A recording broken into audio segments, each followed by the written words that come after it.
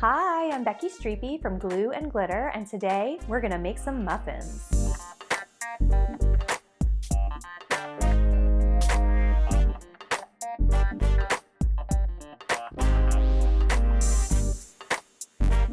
So I don't know about y'all, but we have been baking up a storm lately. We've been stuck in the house, like I imagine a lot of you have been, and my kid and I have been on a huge muffin kick, and I figured a lot of people might be doing the same thing because muffins are easy to make. You can usually find a muffin recipe that uses what you already have in your pantry, and it's also just great to have them around for quick meals and snacks.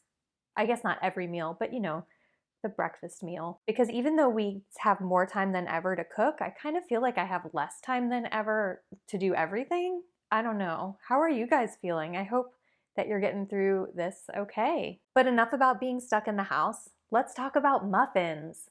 All of these muffins are super easy to make, and wherever possible, I'm going to mention variation ideas so that you can use what you have in case you aren't able to get to the store or the store is not very well stocked where you are. First, let's make some vegan banana apple muffins. I love these muffins because they're not too sweet. I feel like a lot of muffin recipes are really just cupcakes in disguise with no frosting. And what I wanted to achieve with these muffins was something still delicious, but not like tooth-meltingly sweet. And I really feel like these muffins hit the spot perfectly. Start with 1.5 cups of white wheat flour. You can also use all-purpose flour if you don't have white wheat.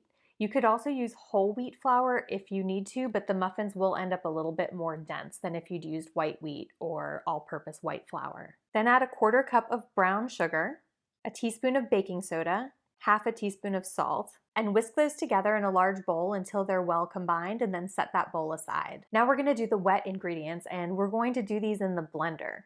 Add 3 ripe bananas, 1/4 cup of aquafaba, which is the liquid from a can of beans. Then add 1/3 cup of olive oil to the blender. Now let's quickly talk substitutions here. If you don't have any bananas, you can use an extra 3/4 cup of applesauce. You can also use applesauce in place of the oil. I will say that if you are using more applesauce instead of the other ingredients, the texture of these is going to change a little bit, but if you're trying to use what you have, they'll still turn out like delicious muffins. We actually made them with just the applesauce earlier this week, and they were delicious. Once everything's in the blender, puree it up until you have a nice smooth mixture, and then pour those wet ingredients into that big bowl of dry ingredients that you set aside earlier. Now it's time to stir in a diced apple. If you don't have apples, that's okay. You can use about 1 cup of any other kind of mix-ins you like. You could use fresh or frozen blueberries. You could use, I'd maybe reduce to 1/2 cup if you decide to do chocolate chips. You could do a mixture of like nuts and coconut, just something to give it a little more texture, and it is gonna bulk out the batter. If you totally leave out the mix-in, you're not gonna have as many muffins. Once you folded in your mix-ins, it's time to fill up that muffin pan. I like to use an ice cream scoop for this. You could also use a 1/4 cup measuring cup. I like something nice and big because then it's just really a single scoop or maybe 2 scoops to fill each muffin cup. So fill each of those muffin cups about 2/3 full. These muffins are going to rise pretty well. And then it's time to bake. Bake these at 375 for 18 to 20 minutes, and that's really going to depend on your oven. The muffins are done when you insert a toothpick into the center of one and it comes out clean. If you use chocolate chips, you might end up with melted chocolate on the toothpick. That doesn't count as not clean because melted chocolate is only going to get softer as you bake, not harden, right? Like a dough would do. Set these aside to cool for about 10 or 15 minutes, and then it's time to eat. Next, we're making smoothie muffins. I actually adapted this recipe from my banana apple muffin recipe, so you're going to notice some things in common.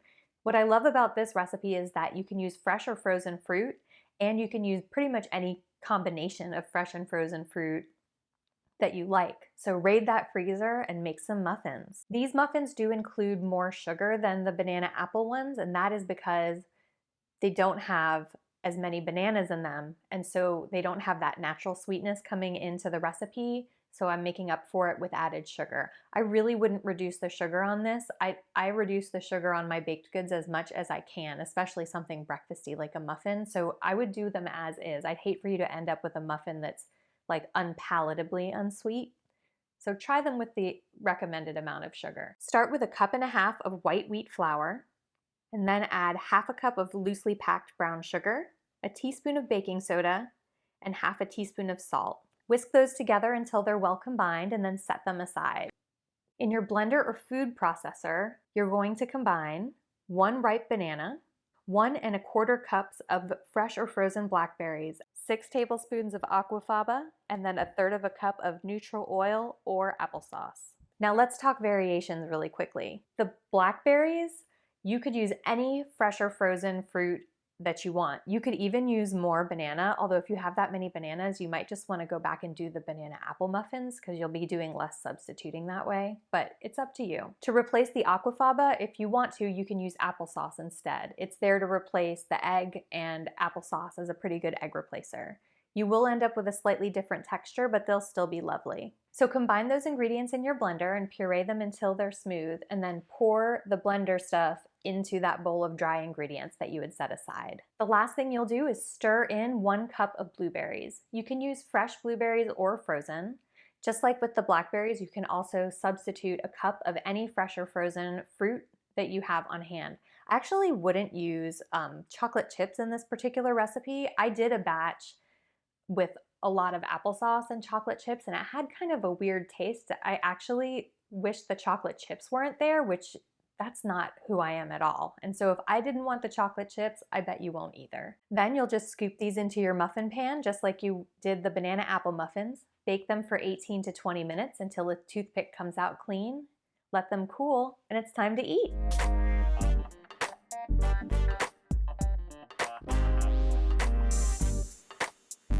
These vegan strawberry muffins use a flax egg instead of aquafaba, so if you're really afraid of using aquafaba, these might be the option for you. Grab yourself a small mixing bowl and add a tablespoon of flax meal, 3 tablespoons of water, 3/4 teaspoon of vanilla extract, a cup of your favorite plant-based milk, and 1/4 cup of sunflower oil.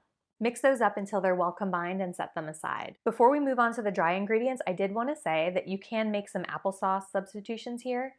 If you don't want to do a flax egg or don't have flax meal, omit the flax meal and water and use 1/4 cup of applesauce instead.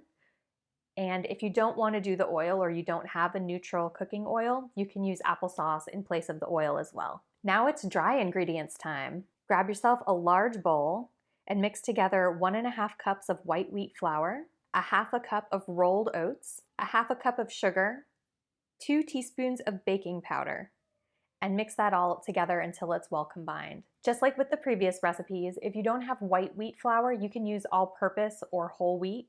Whole wheat will give you denser results, but they'll still be delicious. Once you have the dry ingredients all mixed up, grab that bowl of wet ingredients that you set aside, pour the wet into the dry and mix them together, and then fold in 1 cup of chopped strawberries. If you don't have fresh strawberries available, that's totally fine. I'm not sure if I'd use frozen for this, only because frozen strawberries are very hard to chop up, but if you want to do that, go for it, that'll work. But you could also use any other chopped frozen fruit that you like. Mango would be lovely in this. You could use frozen cherries and not even chop them up. Or if you have some other fresh fruit like blueberries, that would work great in this recipe too. You'll scoop that batter into your lined muffin tins and fill them up about 2/3 of the way once again. Then bake for 20 to 22 minutes until a toothpick inserted into the center of one of the muffins comes out clean. And after that, you want to set these aside to cool. Just like with the other muffins, let them cool for 10 to 15 minutes before you serve them. The main reason we're cooling these is because they're actually still cooking during that cooling time.